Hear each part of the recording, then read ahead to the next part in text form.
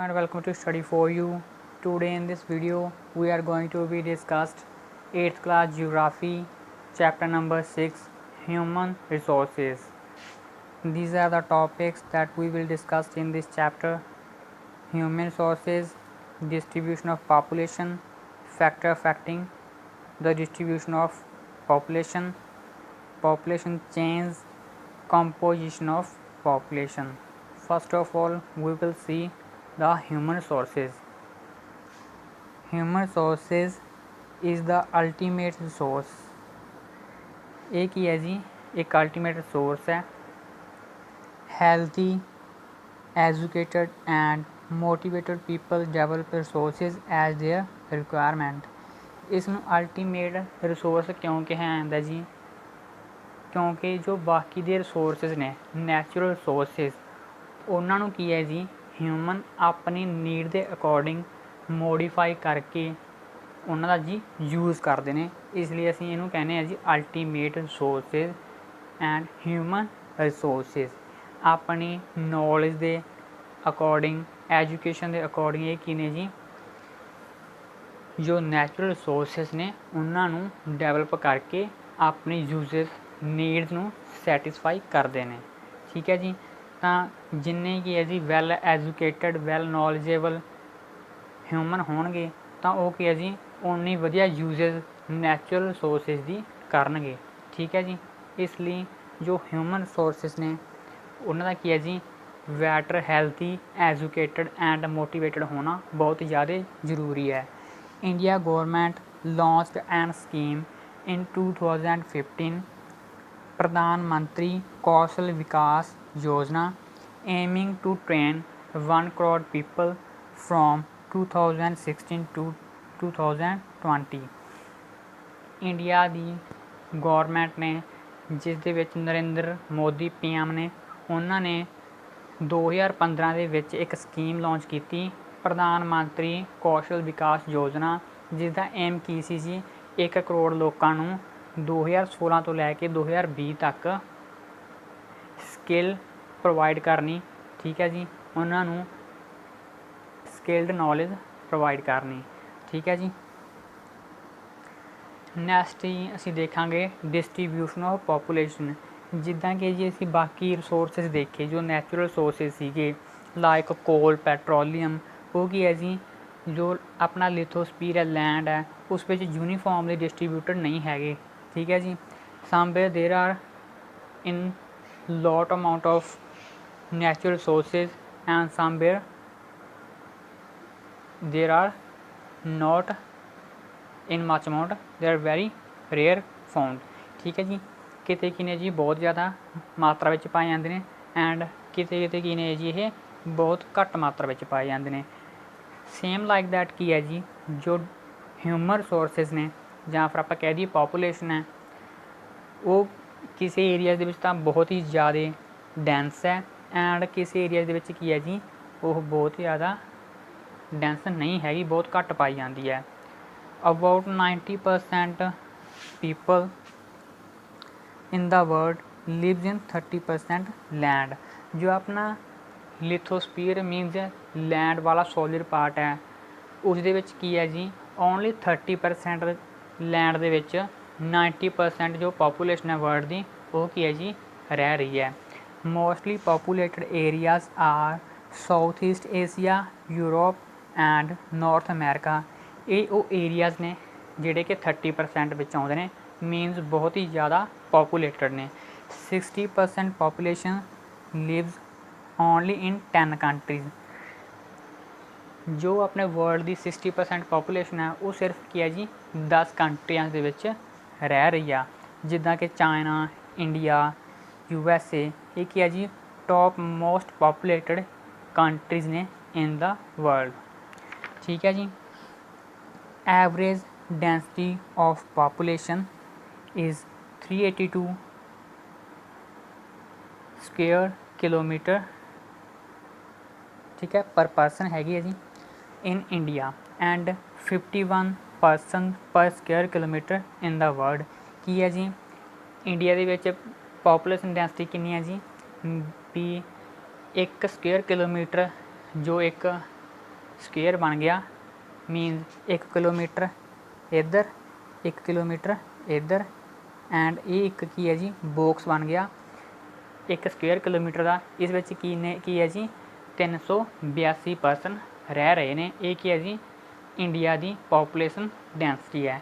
And world ਦੇ ਵਿੱਚ ਕੀ ਹੈ ਜੀ ਇਸੇ 1 ਕਿਲੋਮੀਟਰ ਸਕੁਏਅਰ ਕਿਲੋਮੀਟਰ ਦੇ ਵਿੱਚ ਸਿਰਫ ਕੀ ਹੈ ਜੀ 51 ਪਰਸਨ ਰਹਿ ਰਹੇ ਨੇ। ਇਹ ਬੇਸਿਕਲੀ ਪੋਪੂਲੇਸ਼ਨ ਡੈਂਸਿਟੀ ਟਰਮ ਹੈਗੀ ਕੀ ਹੈ, 1 ਸਕੁਏਅਰ ਕਿਲੋਮੀਟਰ ਦੇ ਪਿੱਛੇ ਏਰੀਏ ਦੇ ਵਿੱਚ 1 ਸਕੁਏਅਰ ਕਿਲੋਮੀਟਰ ਏਰੀਏ ਦੇ ਵਿੱਚ ਕਿੰਨੇ ਪਰਸਨ ਰਹਿ ਰਹੇ ਨੇ ਉਸ ਨੂੰ ਕਿਹਾ ਜਾਂਦਾ ਜੀ ਐਵਰੇਜ ਡੈਂਸਿਟੀ ਆਫ ਪੋਪੂਲੇਸ਼ਨ। ਠੀਕ ਹੈ ਜੀ। ਨੈਕਸਟ ਹੈ ਜੀ factor affecting the distribution of population ਔਰ ਹਿਊਮਨ। ਕਿਹੜੇ ਫੈਕਟਰਸ ਨੇ ਜੋ ਪੋਪੂਲੇਸ਼ਨ ਡੈਂਸਿਟੀ ਨੂੰ ਜਾਂ ਫਿਰ ਕਹਿ ਦਈਏ ਉਹਨਾਂ ਦੀ ਡਿਸਟ੍ਰੀਬਿਊਸ਼ਨ ਨੂੰ ਅਫੈਕਟ ਕਰਦੇ ਨੇ। ਟੌਪ ਮੋਸਟ ਫੈਕਟਰ ਕਿਹੜਾ ਅਫੈਕਟ ਕਰਦਾ ਜੀ ਟੋਪੋਗ੍ਰਾਫੀ, ਮੀਨਸ ਜੋ ਲੈਂਡ ਹੈ ਉਸਦਾ ਧਰਾਤਲ ਜੋ ਉਸਦੀ ਟੋਪੋਗ੍ਰਾਫੀ ਹੈ ਉਹ ਕਿੱਦਾਂ ਦੀ ਹੈ, ਉੱਥੇ ਮਾਊਂਟੇਨਸ ਨੇ, ਪਲੇਟੂਜ਼ ਨੇ ਜਾਂ ਪਲੇਨਸ ਨੇ। ਠੀਕ ਹੈ ਜੀ। ਜੋ ਮਾਊਂਟੇਨਸ ਨੇ ਉਹਨਾਂ ਵਿੱਚ ਕੀ ਹੈ ਜੀ ਲਾਈਫ ਬਹੁਤ ਜ਼ਿਆਦਾ ਟਫ ਹੁੰਦੀ ਹੈ, ਐਂਡ ਜੋ ਪਲੇਨਸ ਨੇ ਇਹ ਉਹਨਾਂ ਵਿੱਚ ਕੀ ਹੈ ਜੀ ਲਾਈਫ ਬਹੁਤ ਸਿੰਪਲ ਹੁੰਦੀ ਹੈ, ਈਜ਼ੀ ਹੁੰਦੀ ਹੈ। ਤਾਂ ਪੋਪੂਲੇਸ਼ਨ ਕੀ ਹੈ ਜੀ ਜ਼ਿਆਦਾ ਪਲੇਨਸ ਦੇ ਵਿੱਚ ਹੁੰਦੀ ਹੈ। ਨੈਕਸਟ ਫੈਕਟਰ ਹੈ ਜੀ ਕਲਾਈਮੇਟ। ਜੋ ਪੀਪਲ ਨੇ ਉਹ ਕੀ ਹੈ ਜੀ ਅਵੋਇਡ ਕਰਦੇ ਨੇ ਜ਼ਿਆਦਾ ਹੌਟ ਐਂਡ ਜ਼ਿਆਦਾ ਕੋਲਡ ਕਲਾਈਮੇਟ ਨੂੰ, ਲਾਈਕ ਕੀ ਹੈ ਜੀ ਸਹਾਰਾ ਡੈਜ਼ਰਟ ਹੋ ਗਏ। ਠੀਕ ਹੈ ਜੀ। ਐਂਡ ਕੋਲਡ ਡੈਜ਼ਰਟ ਕਿਹੜਾ ਜੀ ਲਦਾਖ, ਉੱਥੇ ਕੀ ਹੈ ਜੀ ਪੋਪੂਲੇਸ਼ਨ ਬਹੁਤ ਘੱਟ ਹੁੰਦੀ ਹੈ। ਠੀਕ ਹੈ ਜੀ। ਨੈਕਸਟ ਹੈ ਸੋਇਲ। ਜਿੱਥੋਂ ਦੀ ਸੋਇਲ ਕੀ ਹੈ ਜੀ ਜ਼ਿਆਦਾ ਫਰਟਾਈਲ ਹੋਵੇਗੀ, ਮੀਨਸ ਉਹ ਕੀ ਹੈ ਜੀ ਵੈਸੇ ਸੂਟੇਬਲ ਹੋਊਗੀ ਐਗਰੀਕਲਚਰ ਵਾਸਤੇ, ਤਾਂ ਉੱਥੇ ਕੀ ਹੈ ਜੀ ਪੋਪੂਲੇਸ਼ਨ ਜ਼ਿਆਦਾ ਹੋਵੇਗੀ। ਠੀਕ ਹੈ ਜੀ। ਨੈਕਸਟ ਹੈ ਵਾਟਰ। ਇਹ ਇੱਕ ਇੰਪੋਰਟੈਂਟ ਫੈਕਟਰ ਹੈ ਕਿਉਂਕਿ ਕੀ ਹੈ ਜੀ ਜੋ ਹਿਊਮਨ ਹੈ ਉਹ ਵਾਟਰ ਤੋਂ ਬਿਨਾਂ ਜਿਉਂਦੇ ਨਹੀਂ ਰਹਿ ਸਕਦੇ। ਜਿੱਥੇ ਵਾਟਰ ਦੀ ਅਵੇਲੇਬਿਲਿਟੀ ਫਰੈਸ਼ ਵਾਟਰ ਦੀ ਅਵੇਲੇਬਿਲਿਟੀ ਹੋਵੇਗੀ ਉੱਥੇ ਕੀ ਹੈ ਜੀ ਪੋਪੂਲੇਸ਼ਨ ਜ਼ਿਆਦਾ ਹੋਵੇਗੀ। ਐਂਡ ਵਾਟਰ ਕੀ ਹੈ ਜੀ ਐਗਰੀਕਲਚਰ ਦੇ ਵਿੱਚ ਵੀ ਯੂਜ਼ ਹੁੰਦਾ ਹੈ, ਇਸ ਲਈ ਕੀ ਹੈ ਜੀ ਹਿਊਮਨ ਉੱਥੇ ਰਹਿਣਾ ਜ਼ਿਆਦਾ ਪਸੰਦ ਕਰੂਗਾ ਜਿੱਥੇ ਕੀ ਹੈ ਜੀ ਵਾਟਰ ਦੀ ਅਵੇਲੇਬਿਲਿਟੀ ਹੋਊਗੀ। ਨੈਕਸਟ ਹੈ ਜੀ ਮਿਨਰਲਸ। ਉਹ ਏਰੀਆ ਜਿੱਥੇ ਮਿਨਰਲਸ ਬਹੁਤ ਜ਼ਿਆਦਾ ਪਾਏ ਜਾਂਦੇ ਨੇ, ਲਾਈਕ ਇਨ ਅਫਰੀਕਾ ਦੇਰ ਆਰ ਡਾਇਮੰਡ ਮਾਈਨਸ। ਠੀਕ ਹੈ ਜੀ। And in the Iran and Iraq ਦੇਰ ਆਰ ਆਇਲ ਰਿਚ ਕੰਟਰੀਜ਼। ਇੱਥੇ ਕੀ ਹੈ ਜੀ ਹਿਊਮਨ ਜ਼ਿਆਦਾ ਰਹਿਣਾ ਪਸੰਦ ਕਰੂਗਾ ਕਿਉਂਕਿ ਉਹ ਲੋਕ ਕੀ ਨੇ ਜੀ ਮਿਨਰਲਸ ਦੇ ਪੱਖੋਂ ਰਿਚ ਹੋਣਗੇ। ਐਂਡ ਨੈਕਸਟ ਫੈਕਟ ਹੈ ਜੀ ਸੋਸ਼ਲ। ਇਹ ਵੀ ਬਹੁਤ ਜ਼ਿਆਦਾ ਇਫੈਕਟ ਕਰਦਾ ਜੀ। Area of better housing education and health facilities are more densely populated. ਜਿੱਥੇ ਕੀ ਹੈ ਜੀ ਐਜੂਕੇਸ਼ਨ ਜ਼ਿਆਦਾ ਵਧੀਆ ਹੋਵੇਗੀ, ਹੈਲਥ ਲੋਕਾਂ ਦੀ ਜ਼ਿਆਦਾ ਵਧੀਆ ਹੋਵੇਗੀ, ਉਹ ਕੀ ਹੈ ਜੀ ਜ਼ਿਆਦਾ ਪੋਪੂਲੇਸ਼ਨ ਵਾਲਾ ਏਰੀਆ ਹੋਊਗਾ। ਨੈਕਸਟ ਹੈ ਜੀ ਕਲਚਰ। ਪਲੇਸਿਸ ਵਿਦ ਰਿਲੀਜੀਅਸ ਔਰ ਕਲਚਰ ਸਿਗਨੀਫਿਕੈਂਸ ਅਟਰੈਕਟ ਪੀਪਲ। ਜਿੱਥੇ ਕੀ ਹੈ ਜੀ ਰਿਲੀਜੀਅਸ ਪਲੇਸਿਸ ਹੋਣਗੀਆਂ ਉਦੋਂ ਦਾ ਕਲਚਰ ਜੋ ਸੱਭਿਆਚਾਰ ਹੈ ਵਧੀਆ ਹੋਵੇਗਾ, ਉੱਥੇ ਕੀ ਹੈ ਜੀ ਪੋਪੂਲੇਸ਼ਨ ਜ਼ਿਆਦਾ ਹੋਊਗੀ। ਲਾਸਟ ਫੈਕਟਰ ਕਿਹੜਾ ਜੀ ਆਪਣਾ ਇਕੋਨਮਿਕ। ਜਿੱਥੇ ਲੋਕ ਜੀ ਜ਼ਿਆਦਾ ਰਿਚ ਹੋਣਗੇ, ਮੀਨ ਜਿੱਥੇ ਇੰਡਸਟਰੀਜ਼ ਹੋਣਗੀਆਂ ਉੱਥੇ ਕੀ ਜੀ ਓਪਰਚੁਨਿਟੀ ਮੀਨਸ ਇੰਪਲੋਇਮੈਂਟ ਓਪਰਚੁਨਿਟੀ ਜ਼ਿਆਦਾ ਹੋਣਗੀਆਂ। ਠੀਕ ਹੈ ਜੀ। ਉੱਥੇ ਕੀ ਹੈ ਜੀ ਲੋਕਾਂ ਦੀ ਇਕੋਨਮਿਕ ਜੋ ਪੋਜੀਸ਼ਨ ਹੈ ਉਹ ਜ਼ਿਆਦਾ ਬੈਟਰ ਹੋਵੇਗੀ, ਤਾਂ ਪੋਪੂਲੇਸ਼ਨ ਉੱਥੋਂ ਦੀ ਕੀ ਹੋਵੇਗੀ ਜ਼ਿਆਦਾ ਹੋਵੇਗੀ। ਠੀਕ ਹੈ ਜੀ। ਨੈਕਸਟ ਟੋਪਿਕ ਹੈ ਪੋਪੂਲੇਸ਼ਨ ਚੇਂਜ। ਕਿੱਦਾਂ ਇੱਕ ਏਰੀਆ ਦੀ ਪੋਪੂਲੇਸ਼ਨ ਚੇਂਜ ਹੁੰਦੀ ਹੈ ਉਹ ਅਸੀਂ ਇਸ ਟੋਪਿਕ ਦੇ ਵਿੱਚ ਦੇਖਾਂਗੇ। It refers to the change in number of people during a specific time due to birth and death or other reasons like emigration and immigration। ਕਿਸੇ ਇੱਕ ਜਗ੍ਹਾ 'ਤੇ ਉੱਥੋਂ ਦੇ ਜੋ ਲੋਕਾਂ ਦੀ ਗਿਣਤੀ ਹੈ, ਨੰਬਰਿੰਗ ਹੈ, ਠੀਕ ਹੈ ਜੀ, ਉਸ ਦੇ ਵਿੱਚ ਜੋ ਚੇਂਜ ਆਉਂਦਾ ਹੈ ਇੱਕ ਸਪੈਸੀਫਿਕ ਟਾਈਮ ਦੇ ਵਿੱਚ, ਉਸ ਨੂੰ ਕੀ ਕਿਹਾ ਜਾਂਦਾ ਜੀ ਪੋਪੂਲੇਸ਼ਨ ਚੇਂਜ। ਇਹ ਬੇਸਿਕਲੀ ਕਾਹਦੇ ਕਰਕੇ ਆਉਂਦੇ ਨੇਗੇ ਬਰਥ ਰੇਟ ਦੇ ਕਰਕੇ। ਅਗਰ ਮੰਨ ਲਿਆ ਆਪਾਂ ਜੀ ਪਹਿਲਾਂ ਇੱਥੇ ਕਿੰਨੇ ਸੀ ਜੀ ਲੋਕ 100, ਲੇਕਿਨ ਉਸ ਤੋਂ ਬਾਅਦ ਕੀ ਹੈ ਜੀ ਉੱਥੇ 10 ਨਵੇਂ ਬੱਚਿਆਂ ਨੇ ਜਨਮ ਲਿਆ ਤਾਂ ਉੱਥੇ ਦੀ ਪੋਪੂਲੇਸ਼ਨ ਕਿੰਨੀ ਹੋ ਗਈ ਜੀ 110। ਬਟ ਕੀ ਹੈ ਜੀ ਉੱਥੇ 5 ਲੋਕਾਂ ਦੀ ਕੀ ਹੈ ਜੀ ਡੈਥ ਹੋ ਗਈ, ਤਾਂ ਟੋਟਲ ਪੋਪੂਲੇਸ਼ਨ ਕਿੰਨੀ ਰਹਿ ਗਈ ਜੀ 105। ਇਹ ਜੀ ਦੋ ਮੇਨ ਫੈਕਟਰਸ ਨੇ ਬਰਥ ਐਂਡ ਡੈਥ ਜਿਹੜੇ ਕੀ ਨੇ ਪੋਪੂਲੇਸ਼ਨ ਚੇਂਜ ਨੂੰ ਉੱਥੇ ਲੈ ਕੇ ਆਉਂਦੇ ਨੇ ਏਰੀਏ ਦੇ ਵਿੱਚ। ਐਂਡ ਅਦਰ ਫੈਕਟਰਸ ਕਿਹੜੇ ਨੇ ਜੀ ਜਿਹੜੇ ਇਫੈਕਟ ਕਰਦੇ ਨੇ? Immigration and immigration. ਐਮੀਗ੍ਰੇਸ਼ਨ ਹੁੰਦਾ ਜੀ ਜੋ ਇਹ ਵਾਲਾ ਈ ਨਾਲ ਕਿਸੇ ਇਲਾਕੇ ਦੇ ਵਿੱਚੋਂ ਲੋਕਾਂ ਦਾ ਚਲੇ ਜਾਣਾ, ਉਹਨਾਂ ਦਾ ਕਿਸੇ ਹੋਰ ਜਗ੍ਹਾ ਦੇ ਉੱਪਰ ਜਾ ਕੇ ਰਹਿਣਾ। ਜਿੱਦਾਂ ਕਿ ਜੀ ਅੱਜ ਕੱਲ੍ਹ ਪੰਜਾਬ ਦੇ ਵਿੱਚੋਂ ਬਹੁਤ ਹੀ ਜ਼ਿਆਦਾ ਐਮੀਗ੍ਰੇਸ਼ਨ ਹੋ ਰਹੀ ਹੈ, ਮੀਨਸ ਪੰਜਾਬ 'ਚੋਂ ਲੋਕ ਜੀ ਕੈਨੇਡਾ 'ਚ ਸ਼ਿਫਟ ਹੋ ਰਹੇ ਨੇ, ਉੱਥੇ ਜਾ ਕੇ ਰਹਿ ਰਹੇ ਨੇ। ਠੀਕ ਹੈ ਜੀ, ਇਹ ਹੁੰਦੀ ਹੈ ਐਮੀਗ੍ਰੇਸ਼ਨ। ਇਸ ਨਾਲ ਕੀ ਹੈ ਜੀ ਉੱਥੋਂ ਦੀ ਪੋਪੂਲੇਸ਼ਨ ਹੈ ਜੋ ਘੱਟ ਜਾਣੀ ਹੈ। ਐਂਡ ਨੈਕਸਟ ਕੀ ਹੈ ਜੀ ਆਪਣਾ ਇਮੀਗ੍ਰੇਸ਼ਨ। ਇਹ ਕੀ ਹੈ ਜੀ ਕਿਸੇ ਹੋਰ ਜਗ੍ਹਾ ਤੋਂ ਇਸ ਇਲਾਕੇ ਦੇ ਵਿੱਚ ਪੋਪੂਲੇਸ਼ਨ ਦਾ ਜਾਂ ਫਿਰ ਲੋਕਾਂ ਦਾ ਆਪਾਂ ਕਹਿ ਦਈਏ ਆ ਕੇ ਵਸੇਵਾ ਹੋਣਾ, ਉਹਨਾਂ ਦਾ ਰਹਿਣਾ, ਉਸ ਨੂੰ ਕਿਹਾ ਜਾਂਦਾ ਜੀ ਇਮੀਗ੍ਰੇਸ਼ਨ। ਮੀਨਸ ਕੈਨੇਡਾ ਦੇ ਵਿੱਚ ਜੋ ਲੋਕ ਜਾ ਕੇ ਉੱਥੇ ਰਹਿੰਦੇ ਨੇ ਕੈਨੇਡਾ ਦੇ ਵਿੱਚ, ਉਸ ਨੂੰ ਕੀ ਕਿਹਾ ਜਾਂਦਾ ਜੀ ਇਮੀਗ੍ਰੇਸ਼ਨ। ਉੱਥੋਂ ਦੀ ਪਾਪੂਲੇਸ਼ਨ ਕੀ ਹੈ ਜੀ ਵੱਧ ਰਹੀ ਹੈ, ਉਸ ਨੂੰ ਕਿਹਾ ਜਾਂਦਾ ਜੀ ਇਮੀਗ੍ਰੇਸ਼ਨ। ਠੀਕ ਹੈ ਜੀ, ਨੈਕਸਟ ਹੈ ਇਨ 1804 ਦੇਰ ਵਾਜ਼ 1 ਬਿਲੀਅਨ ਪਾਪੂਲੇਸ਼ਨ। ਵਰਲਡ ਦੀ ਕੀ ਹੈ ਜੀ 1 ਬਿਲੀਅਨ ਪਾਪੂਲੇਸ਼ਨ ਸੀ ਇਨ 1804। ਠੀਕ ਹੈ ਜੀ, ਐਂਡ ਇਹ ਕੀ ਹੈ ਜੀ ਵੱਧ ਕੇ 3 ਬਿਲੀਅਨ ਹੋ ਗਈ ਇਨ 1959।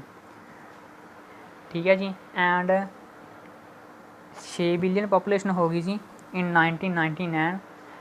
ਠੀਕ ਹੈ ਜੀ, and now days it was about 8 billion. ਅੱਜ ਦੇ ਟਾਈਮ ਦੇ ਵਿੱਚ ਜੋ ਪਾਪੂਲੇਸ਼ਨ ਹੈ ਵਰਲਡ ਦੀ ਉਹ ਕਿੰਨੀ ਹੈ ਜੀ 8 ਬਿਲੀਅਨ। ਠੀਕ ਹੈ ਜੀ,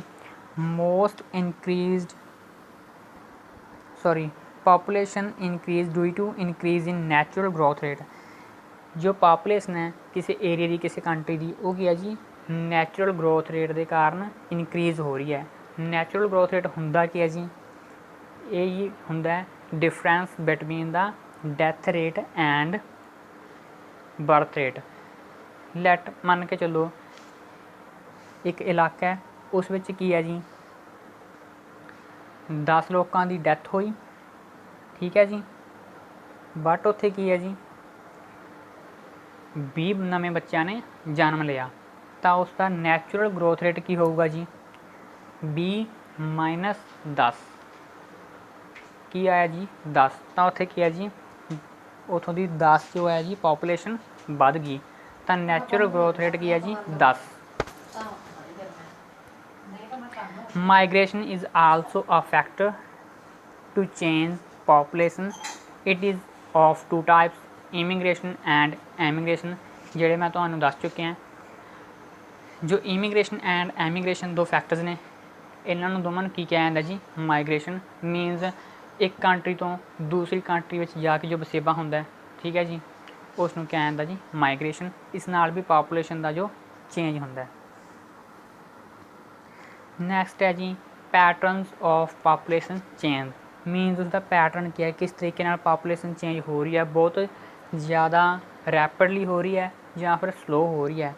ਠੀਕ ਹੈ ਜੀ, in some countries population growth is very rapid, means ਬਹੁਤ ਫਾਸਟ ਹੈ, ਬਹੁਤ ਹਾਈ ਹੋ ਰਹੀ ਹੈ। In some countries it is slow, like in Kenya both birth rate and death rate are high. ਜੋ ਕੀਨੀਆ ਕੰਟਰੀ ਹੈ ਉੱਥੇ ਕੀ ਹੈ ਜੀ birth rate and death rate ਕੀ ਨੇ ਜੀ ਦੋਨੋਂ ਬਹੁਤ ਹਾਈ ਨੇ, ਤਾਂ ਉੱਥੋਂ ਕੀ ਹੈ ਜੀ ਜੋ ਪਾਪੂਲੇਸ਼ਨ ਗਰੋਥ ਹੈ ਉਹ ਵੀ ਬਹੁਤ ਜ਼ਿਆਦਾ ਆ ਗਿਆ।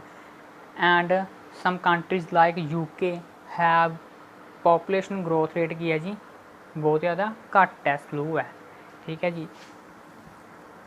ਲਾਸਟ ਟॉपिक है जी अपना composition of population। it refers to the structure of population, means in a country how many males and females, educated and uneducated, age groups, their occupation।